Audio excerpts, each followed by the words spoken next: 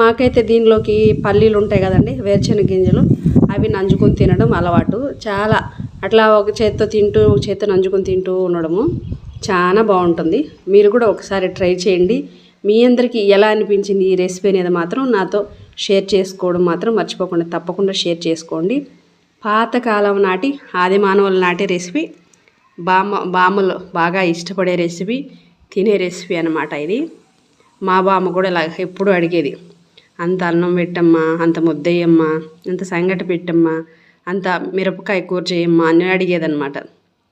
ఇట్లాగా చాలా చాలా బాగుంటుంది.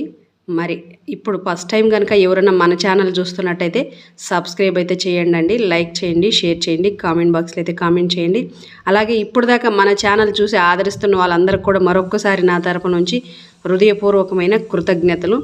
Thank you so much. మరొక రెసిపీతో మరొక